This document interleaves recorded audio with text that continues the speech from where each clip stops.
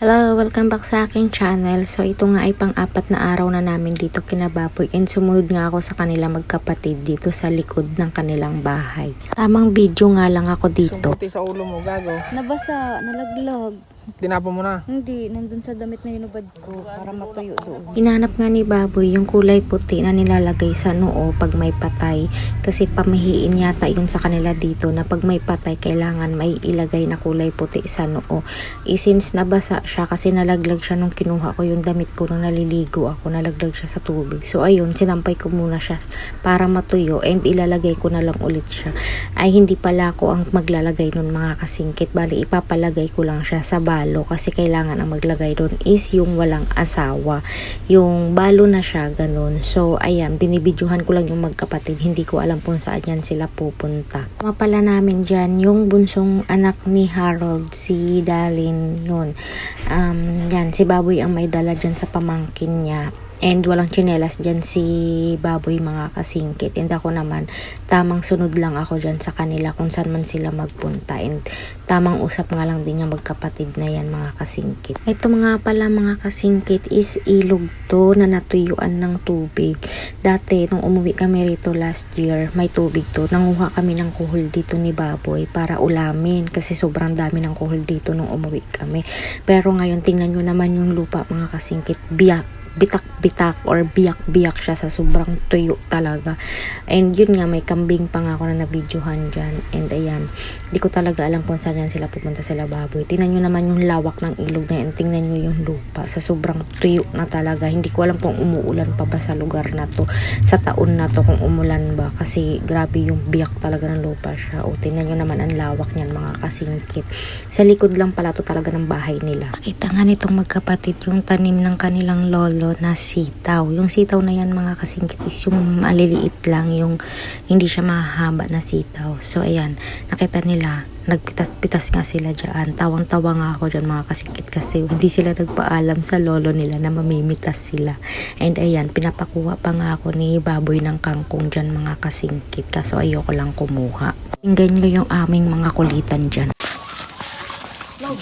Kita ka ah. Kita ka kulak, tarayan ka dito. Taray ko ni Dalen.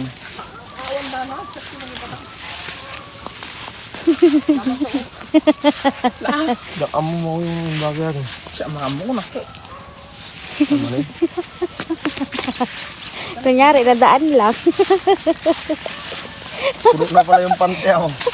Kunwari dadaan lang, puno na pala yung pante. Dabo ba ito? Bay, Dito okay rin. sabihin nila doon mamaya pag yung may-ari nito pumunta doon mamaya sa lamay, sabihin yung dalawang magkapatid, nakita ko. Nay, sa bali pa yung paawid ka pa guys. Na? Sa bali pa yung paawid nga ram Oo, na tao. Ang ganda oh. May picturean mo ako dito. Ha? Pinicturean nga ako ni Harold dito kasi si Baboy din niya ako papicturean kasi hawak-hawak na si Dalin din. Ayan naman, pinagtripan ko sila magtito. Kinuhaan ko rin sila ng picture dyan. Ayaw nga lang talaga umiti ng batang to. Dahil ito naman ay hapon na, pupunta kami sa bandang taas para kunin yung kuliglig na hiniram nila Baboy sa kamag-anak din nila kasi gagamitin nila yun pangkuha ng kahoy na panggatong kasi kailangan maraming kahoy na panggatong sa last night ni Inang ng lola nila kasi magkakatay ng dalawang baboy so kailangan talaga marami kang panggatong dun.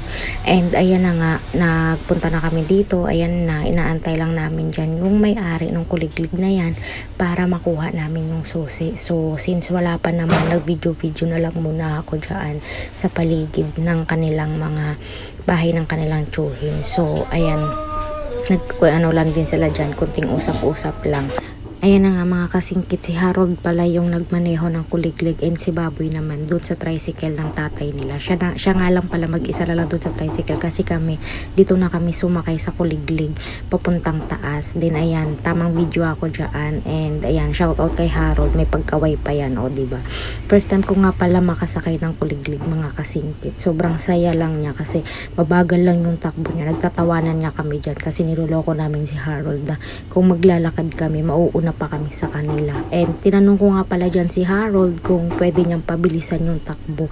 Kaso hindi daw pwede pabilisan. Ganyan lang daw talaga yung takbo niyan. Sobrang bagal niya. Yan, after 20 years nga, nakarating na kami dito sa aming kukunan ng kahoy na panggatong. Dito na kami, inaantay lang namin na maiayos ni Harold yung kuliglig para makababa na rin kami. And ayan, and bababa din pala kami doon sa bandang baba para kun yung mga kahoy talaga, kasi bukod yung nasa taas na nakita nyo kanina, bukod din yung mga nandito sa baba. Ang ganda nga lang dito sa baba mga kasingkit ko, tingnan nyo naman, hindi lang yan puro mga kahoy mga kasingkit ha, may mga bahay din yan dyan.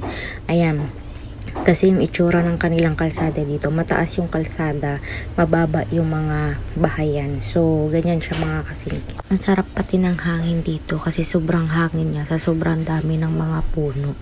Kaya hindi mo talaga mararamdaman dito yung init kasi mahangin siya mga kasingkit. So, ayan, samahan nyo kami kumuha ng gatong mga kasingkit.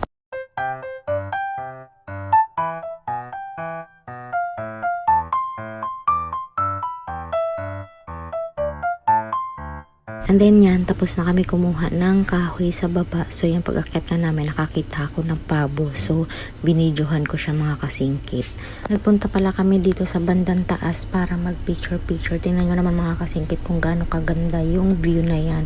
Nandiyan pala kami yan sa loob ng bahay na ginagawa. Kamag-anak din nila yun, balitsuhin nila yung may-ari ng bahay na ginagawa yun. Pumasok kami para mabidyohan ko yung likod. And dito na nga, nag-picture-picture na nga kami dito mga kasingkit.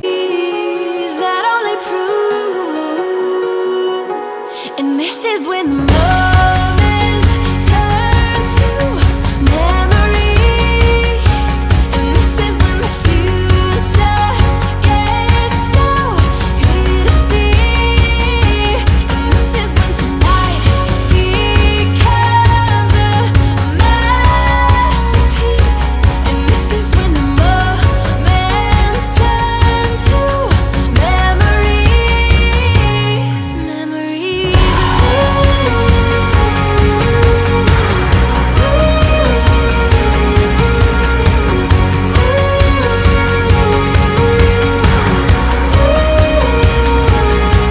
And then ayan, tapos na kami mag-picture-picture, nagkayayaan na kami umuwi kasi baka hanapin na ng papa nila yung tricycle kasi baka gamitin, kaya nag-decide na kami umuwi. And ayan nga, si Kurt nasa harap, si Baboy naman yung nagda-drive.